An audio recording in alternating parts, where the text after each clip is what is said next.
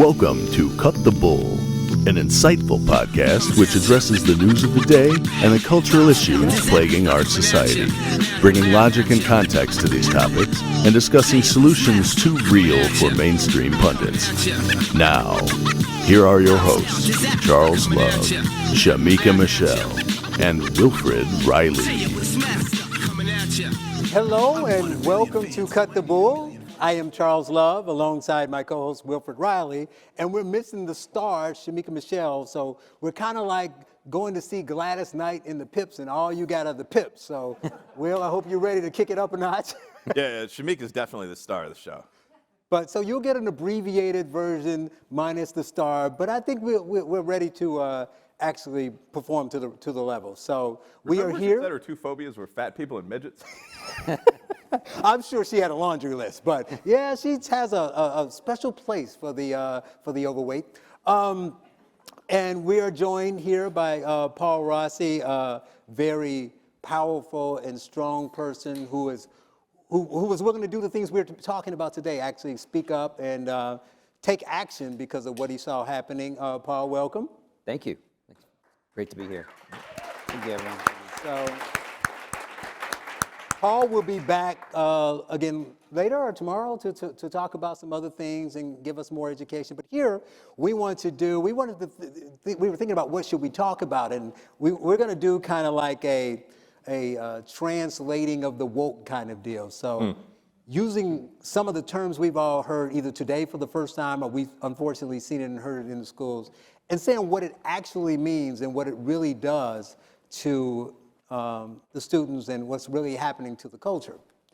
So obviously we lead with the term DEI, and I wanted to start by breaking out those three words: diversity, equity, and inclusion. And so talk about diversity. So when I hear diversity, I think most people, maybe not those in the rules, but I'm trying to target average people when they see this. They send some flyer home and you read it, it's like, well, diversity is not that bad. I like diversity. But I don't think they mean it in the way that it really is intended originally, or the way the parents think it means. So when they say diversity, I kind of think black, right? But that's not a bad thing, but they don't really mean all diversity. They don't mean diversity of thought, we know that, but they don't really mean we like, all groups to be represented. I think Will spoke earlier and he talked about, imagine if we used diversity enforcement everywhere, like the NBA. So talk about diversity and how, though it sounds good, how it's not really being used as a positive. Well, I think that what DEI, diversity, equity, and inclusion, means in practice generally is proportional representation across the races and the sexes, maybe the genders soon to come, but basically among well-off liberals. That's pretty much what you're talking about on a college campus. That's a lot of what you're talking about in a business environment. So, I mean, in reality, without going on too long about this, there are a bunch of different kinds of diversity. I mean, the most important sort of diversity is diversity of thought. What people, and I suppose from the name you guys probably agree, but how people feel about a range of different issues. In something like a college class at KSU, I'll often get everything from a socialist to someone from Nigeria who's a monarchist who thinks we should have a king. And that is, even if all of those people are either black people or Appalachian whites, I mean, that's a pretty diverse environment, but that's generally not what it means. It's proportional representation is what equity means. And I like having you here, Paul, because you can talk about how it's actually being implemented. You were in the school, you saw it. So diversity. I mean, if you want to go, obviously I'm going to go next to equity and my thoughts on equity, but if you want to, weave that into, but what is actually happening? So you get the paper at home, diversity is good, but then in the classroom, the administrators, what are they doing? How is it in practice? Well, in my experience, the way that diversity is implemented is a diversity of viewpoints, but that the diversity of lived experience is a proxy for that. So based on, a student's melanin quotient or their, particular background, that you could actually structurally determine their opinion based on that. And so by bringing in, other voices, there's an expectation and assumption about what those voices are going to say based on their identity, where they are in the identity matrix. Right. And there's a pressure on those students to actually conform those opinions to that, to the political identity, which is supposed to match that. So that's where I think the squelching or the kind of compression around the accepted points of view, what it's like for students to, Right. who are in that. If I could jump in there for a quick second, I think that's where the idea of sort of being not really black comes from. The idea is that the point of black people going to, say, Brearley or to a solid prep school is that you want the black perspective. Right. And someone who is, a football player whose parents vote Republican sounds just like everybody else. He doesn't have the proper black perspective. So that's not a real black person.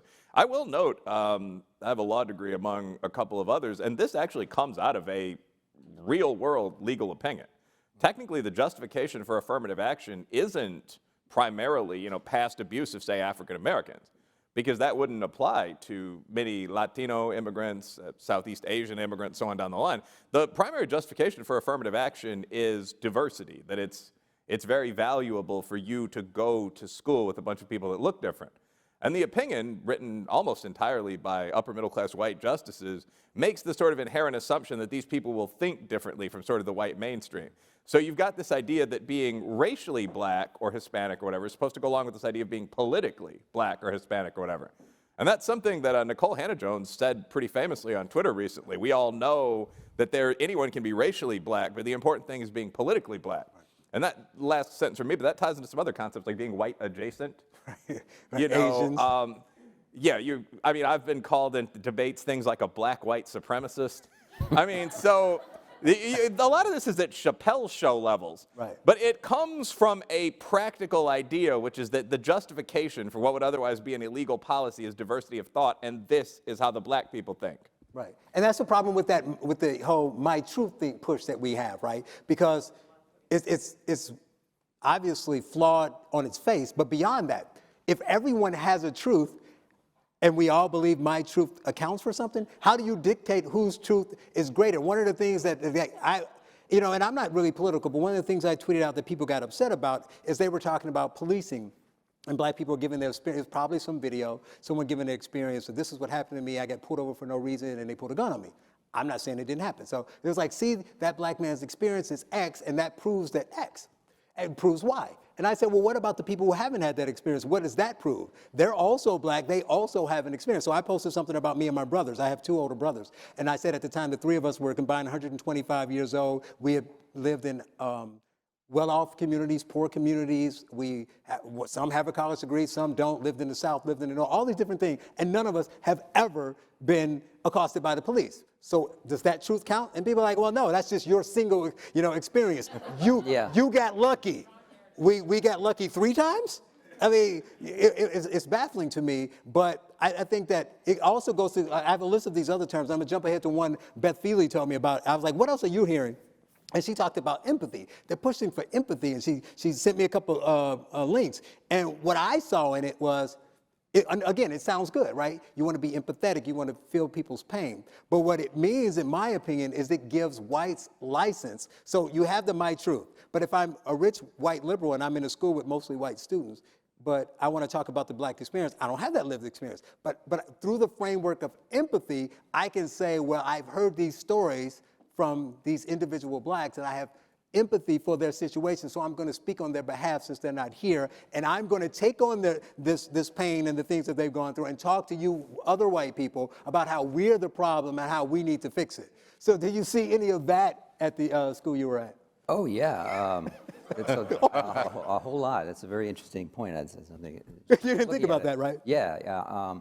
One thing I think that having students be authentically their race, and this is something, both white and black. Like I have a way to be authentically white, apparently, which I involves Be doctors. a suppressor? Yeah, yes, I mean, yeah. oppressor, I'm sorry. Yeah, well, exactly. So part of that is to acknowledge your privilege and to constantly reaffirm your racial identity by saying, as a white person, I realize that, my people or my ancestors have done terrible things and continue to do that to this day. And so this reification of racial identity in that form, but also when you have black students in a school that is run by white, mostly white elites, they can point to that in their marketing materials and say, our students are becoming authentically themselves if they are adopting politically black ideology, and then they pat themselves on the back and say, aren't we really great that we allow these students to be themselves when in fact either being indoctrinated in a particular political mindset and sold as authenticity. So you see students wrestling with that. They come in ninth grade and in the high school. They tend to be more open, more socially, adaptable to people of all kinds. And then by the time they leave, many of them, have adopted a very suspicious, outlook and an antagonistic outlook, because that's, what they've been taught to believe is authentically Black. And that's my experience, what I've witnessed. I mean, I'm not sure. Some people may disagree, but that's what I've seen. No, I believe so, but I think I want to go to Will on this one. I think it piggybacks on something else. This talk of culturally relevant teaching and pedagogy. So that's another term that, you use the proper terminology, it sounds good. It's like, oh, you care about this culture. But it doesn't mean that you care about the culture. What it means is Blacks have an ethnic and cultural way to learn. So we all want Blacks to do better at, say, math. So the only way we can do that is to teach it the way the Blacks would get it. Because if we teach it the same way they teach other kids, then the white kids will excel. That's an example of white privilege. But the Blacks will struggle because we didn't teach it in the Black way. And I'm sure every Black person in the room did not learn math the Black way, because there isn't one. But they use that as that guide. So talk about that a bit, Will. Yeah, well, first, I mean, it's tough for me because I'm multiracial. So, I'm authentically white from the belt line up. I had to keep my kicks on and so on. It really is an interesting idea when you think about it. But, I'd actually be harsher than you on some of this. I mean, in general, what I find empathy means is taking stupid ideas seriously. So, I mean, a lot of these things, it's fairly easy to measure how much, and this is something to keep in mind for those of you, many social scientists in the room, some writers, but for those that aren't, it's easy to measure how much money members of different groups make, or how improving study time for Black kids does in terms of allowing them to compete with white and Asian kids, and in fact closes almost the entire gap. A guy named John Ibu found that out back in 1994. So these are things we can know. And a lot of empathy seems to consist of treating ideas that are published in papers or that come from things like 1619, kind of the same way you treat witch doctoring in an exotic foreign country. That might sound wrong, but who am I to say? I'm not Black, I'm just a guy with a calculator. And I mean, I tend to believe the guy with the calculator on a lot of this. The idea of learning, so a lot of this stuff to me seems just like racism flipped. I mean, so the idea of different learning styles, if you actually read through this, and again, I may be off, I'll say this because I assume a lot of people watch this video, I may be off by a word or two on these quotes or these comments, but if you ever read a book on ethnic learning styles, it's just remarkably offensive if you're not a racist. I mean, the stereotype for Asians is quiet, submissive, perhaps mathematically talented, but they learn by rote repetition. They're less innovative than whites and the Black man. These are real comments. Harvard has been grading down Asian applicants for the past 10 or 12 years on variables that are literally things like leadership and gentlemanliness. None of this is an exaggeration, and this is the sort of stuff that was done to Jews in the 1920s. So, for example, Black people, what is it? We're supposed to be more passionate rather than rational. Mm-hmm. We're not that good at linear learning. We're better leaders than Asians, although only about on par with whites, but we're not that smart. I mean, this just seems like racism. The reality is, when you talk about Ian, for example, our buddy and companion here, runs a network of charter schools. Right. And I mean, if you sit Black kids down in a classroom and make them do their homework, they do about as well as the white kids. There's no magic here. Right. So I don't have a lot of sympathy for this stuff. Surprised that got a round of applause. Yeah, look at that. So Paul, talk to us again from in the school. You're in the belly of the beast until you walked away sensibly. But I don't get, now we need to go switch from Black, I think. I think we need the white perspective. So since all you people are the same. What if he doesn't consider himself white? Right, so all you people are the same.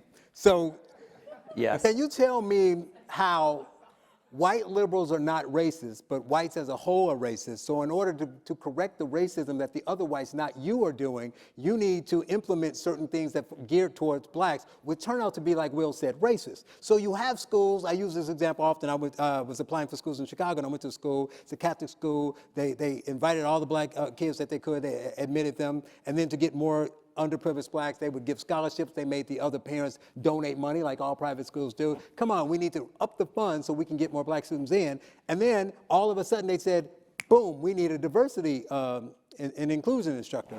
And me being naive and not understanding navigating the waters, I said, so when did you realize you were racist and what were you doing before you hired him? Because it seems like you were doing everything you could to get black students in here, and now all of a sudden you're paying a guy 150 grand to teach you that you're racist. So why do you think that they think, I know why they're doing it, the culture, but why do they think they're intelligent people? I'm not one to call them dumb, they're not. They're emotionally weak and intellectually lazy surface thinkers, but they're not dumb. So because they're not dumb, they have to see that it's not working, but they're doing it anyway. So inside the glow of whiteness that we all look up to because it's privileged, why are they doing this, yet they see that kids aren't reading at grade level, that kids are not going, that they're creating a whole generation of angry black people and depressed whites. They see that, yet they keep pushing it. Well, it's the phenomenon of when you keep digging, you just keep digging. I mean, because there are two ways to take a failure. One way to take it is, well, we're doing the wrong thing, we need to switch tracks. The other way to take it is, oh, we need to double down. Double down. So doubling down, actually, because there are so many credentials and there's a whole gravy train involved in doubling down, right? These are careers. There's a diversity industrial complex here. Yeah, that guy wouldn't have a job if they didn't. Right, and there's a network, a whole nexus of relationships and mentor-protege relationships and pulling people in. And so, these people need jobs, so you gotta, we're gonna push this, we're gonna keep pushing this thing. And it's, in a way, it's easier to say, oh, we're not doing enough than it is to say we're doing the wrong thing. Right. Yeah. Well, let's get into the things that they attack their distractors on. And one of the big ones, obviously, is history. We've heard it a lot. People always say, well, these are racist parents who are complaining because all we want to do is teach honest history and, mostly black history, and they're pushing back against that because they're just appalled that their white kids would learn anything about blacks. But we all know it's not true, but what they're teaching is weird. So, I have a book coming out, and a third of it is on 1619, and I write a chapter on every essay. So, and why I think it's so much more dangerous than anything else, some of the other speakers talked about, Bill did a great job of pointing out that you can do what you can against CRT, but they're just gonna say that's not it. But they're openly saying 1619's in the school, so they can't say that. So that's why it's good to attack that. But beyond that, it's dangerous because a lot of it is true. A lot of the ugly things they point out is true, so you can't really say it's not true. But they infer weird conclusions from it, and they leave stuff out. They lie by omission. So what I point out is, okay, if you want to teach it, that's fine, but somebody needs to fill in all the blanks that they leave there. So I don't know if anybody's read it. I think people need to read the whole thing. But they say things like, Beth mentioned the DNA being racist, silly stuff like that. But then they say stuff like, this is really bad and this happened. You say, that's true. And therefore, we need to tear the system down. Or they'll say that those things that happened during slavery, as an example, are still happening today, which makes no sense. But they say they want honest history, but none of the arguments that you hear at the school board meetings, when people leak things, they're not talking about black history at all, right? They're talking about gender, they're talking about capitalism, they're talking about all these other things, but nobody's mentioning anything about history, but the mainstream media still is able to go on TV and say, Don Lemon, with that sad, condescending look on his face saying, and all people want to do is teach history, and you white people don't want to teach it.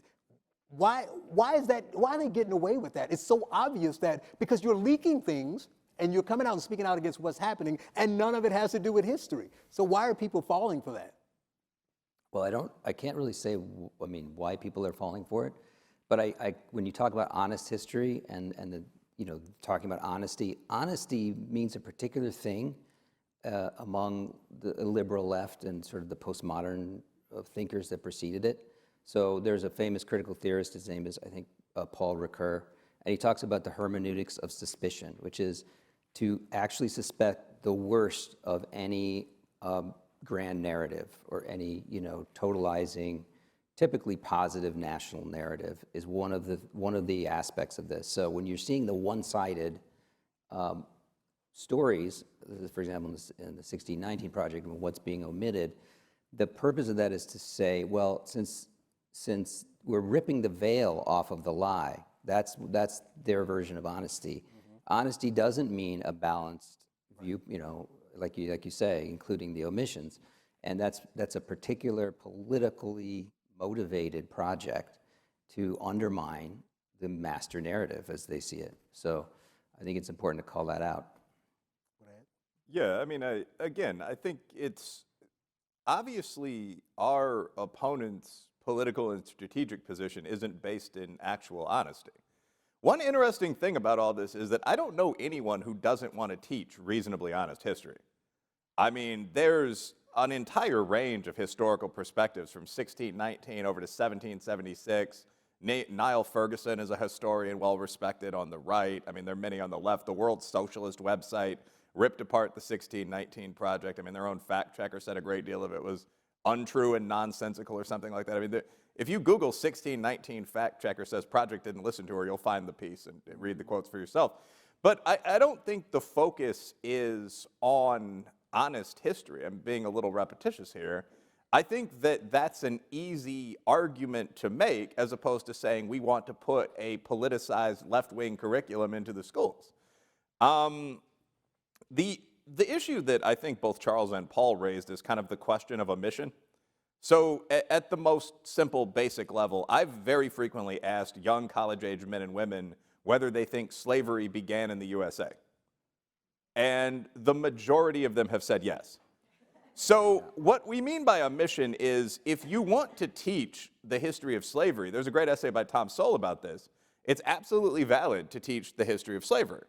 It's absolutely valid to teach that, perhaps some of the worst atrocities were committed here, although I disagree looking at Brazil and galley slavery and so on. But every country in the world had slaves until about 1790. That's part one of this. And part two is that Western culture, our culture for all its flaws and glories, ended slavery globally. So a real discussion of the history of slavery has to include the fact that this occurred everywhere. There's a great book called Scalp Dance that describes warfare and slavery among the Plains Indians. Genuinely disturbing to read. It was horrible everywhere, and it was ended by this country and allies like Britain. So I don't think 1619 wants to teach that. I think they want to teach essentially an all-warts view of Western culture and a no-warts view of everyone else as opposed to warts and all. Right. And I would add 2 quick points to make it abundantly clear. One, the author and founder herself, Nicole Hannah-Jones, said this isn't a work of history, it's a work of memory. Well, she never said whose memory, but my point is if that's the case, why are we pushing this in history classes? She said it's not history, right? That's one. And the other thing, I would go to a more macro level. He's talking about slavery itself, but really simple. How many of you have read the project? That's sad. They're putting it in your schools. You ever read my book? I lay it out. But no, here's the key, though. There's nothing positive in it. So forget about slavery, forget about whites, whatever. Put all that stuff in there because it really happened. But if you want true history, how can nothing in it be positive? They claim that they do still love the country, right? Most of the essayists from the 1619 Project, they're all successful. They're like Harvard law grads. You got an attorney who argued cases in front of the Supreme Court. They say they love America. They just want to fix it. How can they write 15, 17 essays and not say anything positive, not one thing?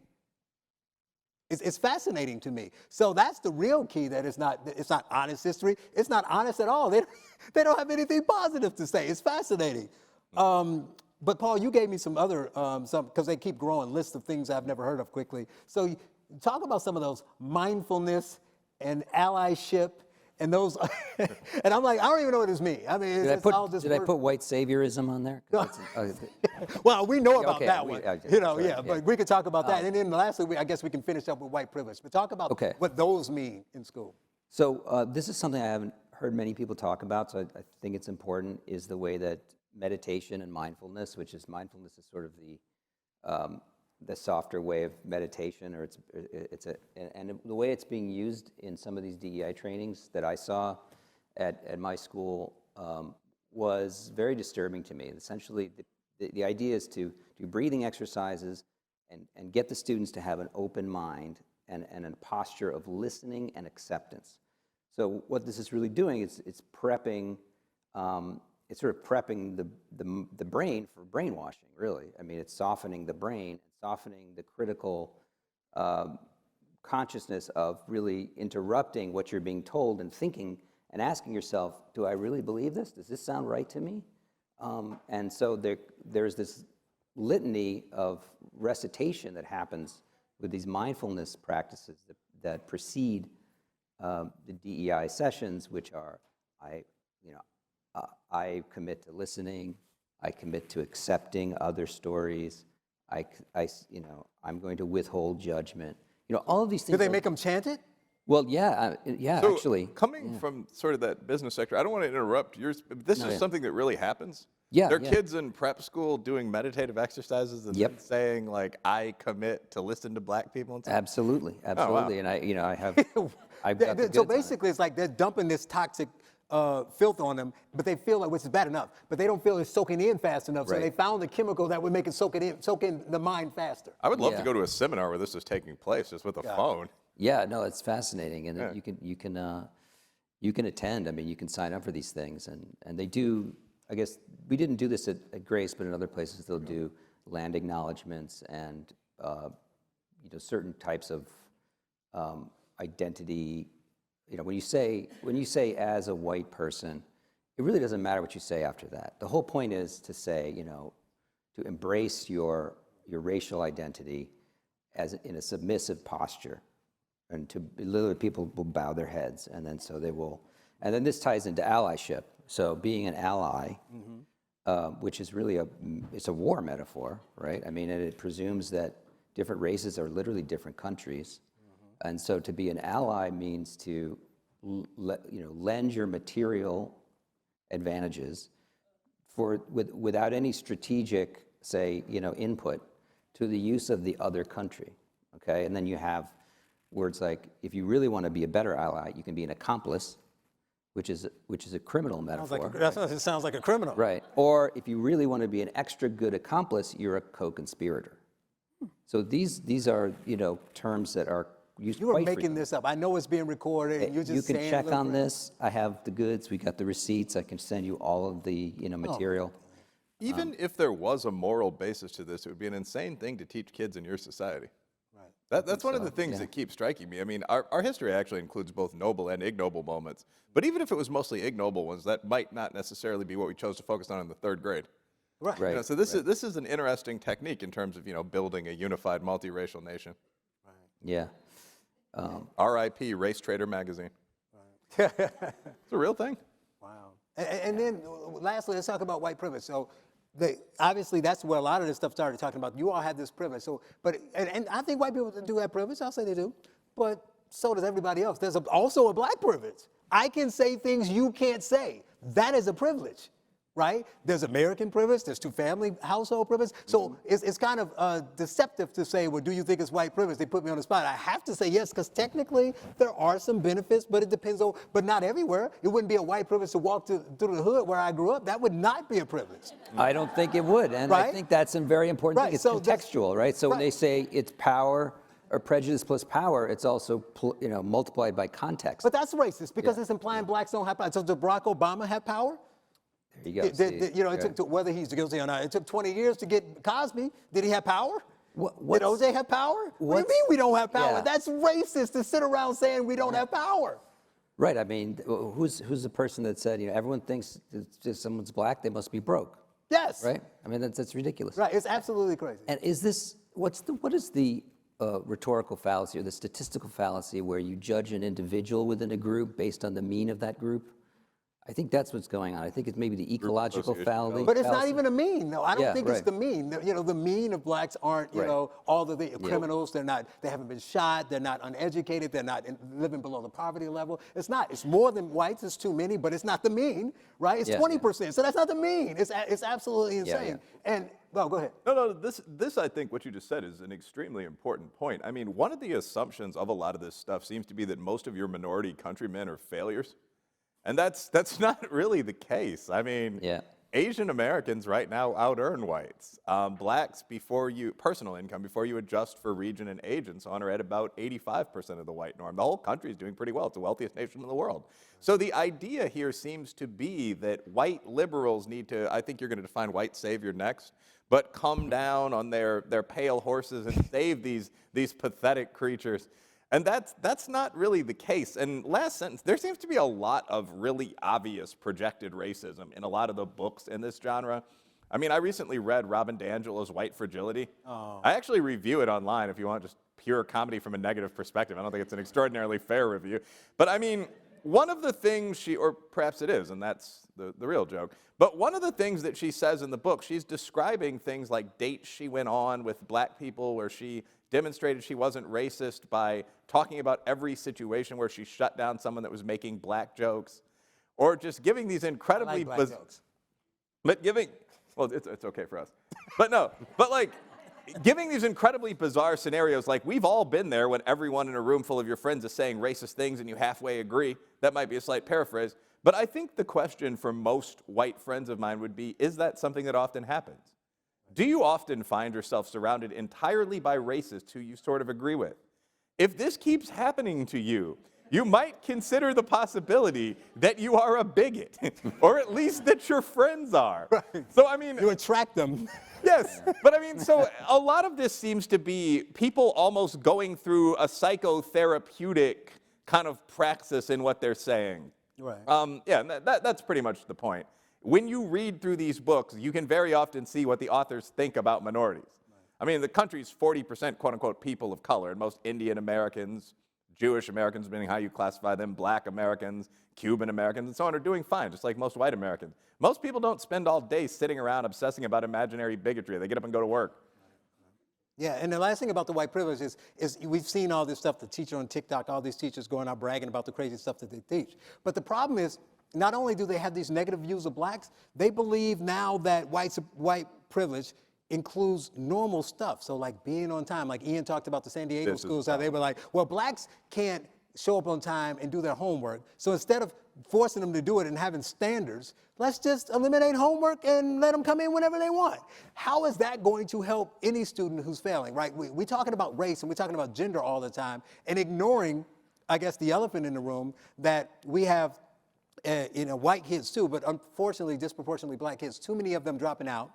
And then of those who graduate, they get a diploma. You have sufficiently reached the academic level you should, so here's the proof of that. And they can't read and do math to grade level. And we're ignoring that so we can focus on asking them about their gender and their sexual preferences. This is a dangerous thing, and we have to find a way to get normal people to understand it and speak up about it. So did you see a lot of that, lowering the standards or saying that blacks can't do normal stuff like walk in the park and go to a restaurant and all this stuff, and black people are like, what are you talking about? Yeah, I mean, I can tell you, I experienced pressure to do something with the black student that I would never, that would be unfair to do to any student, which is to promote them into an honors class when they weren't ready. Mm-hmm. You're setting people up to fail. You're not helping. I thought you said they were black, though. What's that? You said it was a black student. It was a black student. So they were ready. So they were. The black makes them ready. They were ready. What do you mean? Right, exactly. So yeah, there's definitely what I think is actually most debilitating. I mean, what I think actually is this. Well, let me tell a story. So there was one meeting where, one after the other, the teachers were exhorting the white students to say, "What are you going to do for black liberation? What are you going to do for black liberation?" Okay, and these students, they're saying, yes, we shall do more. We want to do more. And then there was one student white student, who was like, listen, what do you want me to do? Like, what do you want me to do? You want me to go out into the streets? Like, just tell me. You guys know me. You know me. Like, I'm on your teams. Like, you know me. I'm a good person. What do I do? And what does that message say to the black student? It says to the black student, we're going to make the agent of your oppression the agent of your liberation. You're going to look up, get your oppressor to do your work for you, and somehow they're the ones that you should look to liberate you. Why would you send that message? It's one of the worst messages I can imagine sending anyone. And at the same time, there's a black student who in the same meeting says, well, it's just a waste of my time. Right. And I don't blame him. Yeah. It's a waste of his time. Why is he even there? Because he's already free. That's the point that's missed by a lot of these narratives. Yeah. Right. Well, Paul Rossi, ladies and gentlemen, thank you. Thanks, Paul.